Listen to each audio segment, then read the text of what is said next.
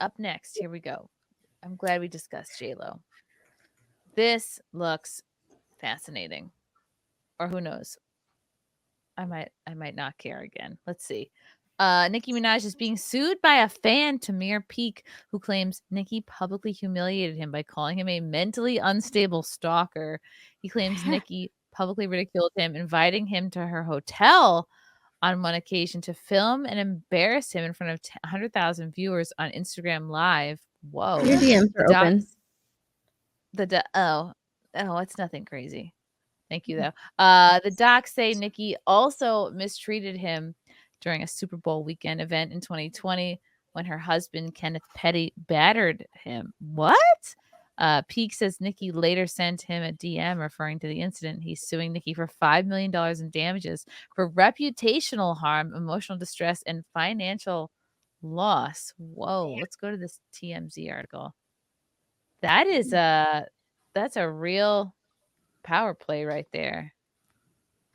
Yeah. Yeah, that sounds odd. I know nothing about this one. Yeah, so neither do I. Let's say, People can sue celebrities for It's actually reputation damage. easier to sue. Well, it's not necessarily easier to sue a celebrity, but it is easier as a non-celebrity to sue for defamation than it is for a celebrity to sue for defamation. Like, he has an easier time winning this case than if she were to sue him. Why? Because the celebrities are already established.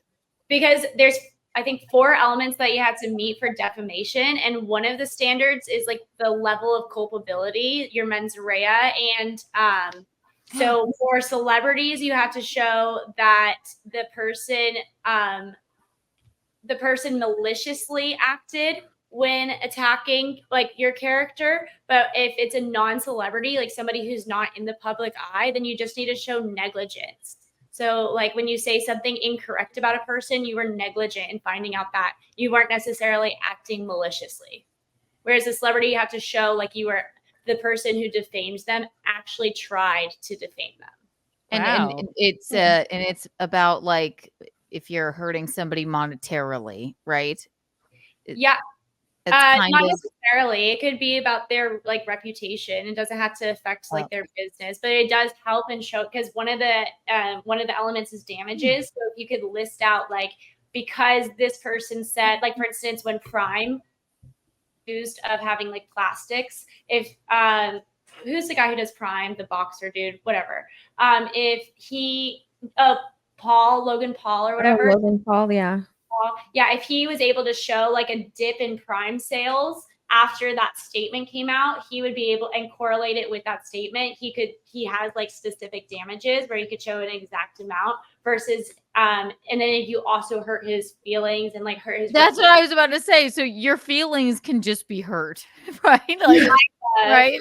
That you can sue for someone hurting your feelings if they're a rich, famous person. Is that I love it. That's so strange. But yeah, wow. And are they, Lauren? They're hard cases to win, or are they not? Yeah. Defamation and false light are relatively hard cases to win, especially for celebrities. So like that's why the Johnny Depp case was particularly interesting, because he was a celebrity, so he had this extremely high standard, like burden of proof that he had to show that maliciously acted to purposely ruin his reputation, not just like was negligent in acting such a way.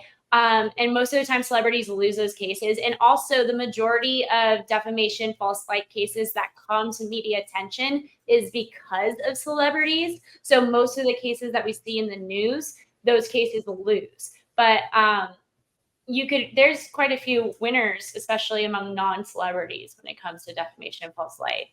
And this guy, I don't know, I've never heard of this guy. So unless he is a celebrity, and he might be, there's a whole different issue where attorneys will argue, my client, like if his attorney will argue, my client's not a celebrity, he's not known to the public. And the other guy may argue, hey, no, like Nicki Minaj's attorney will go, no, actually he to the public. That's how he became friends with Nicki Minaj. He's been involved in this space for a while. Mm-hmm. And so that's going to be part of the argument of the case.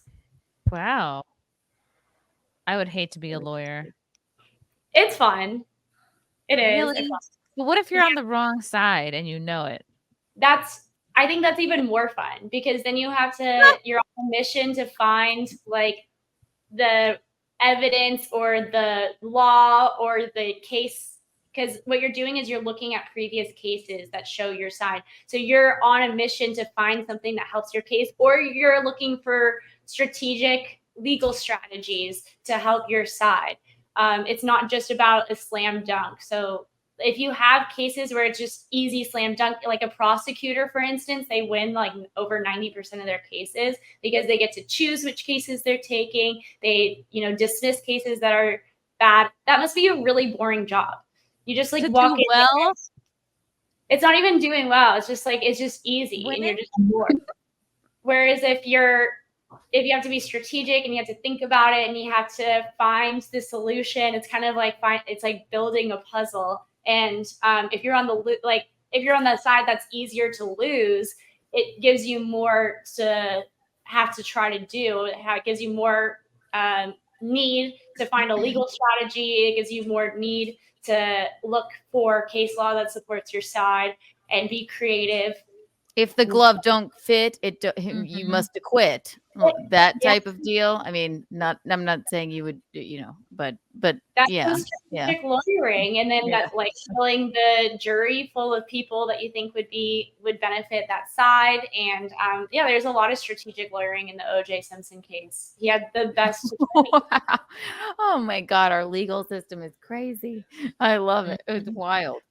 Do we think that she actually could have caused this guy reputational harm? So I'm going to bring this back up because I'm looking at the comments, and it's interesting. People are saying that this guy maybe kind of was a little bit of a stalker.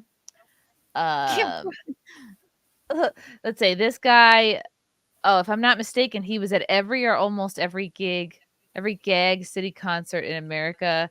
Someone else is saying he was at every gag city show, stalking her, recording her, obsessing over her. Oh my God, this is too much. What has this fan base come to? Ew, look at his face. All his friends knew he was going to do this, by the way. His okay. are calculated. He's a mole. The alopecia has rotted Tamir's brain. That's a great comment. These messy bottoms are disgusting devils. That's fun. He'll never win. Okay, so people are familiar with this guy. Yeah, he does look a little gay in the face. But that's bold for him to sue Nicki. Yeah. Yeah. It really does help to actually read the lawsuits instead of the reading. Instead of just the media coverage of them. Thank you for coming on, Lauren. Goodbye. No. I kicked her. She told me to read.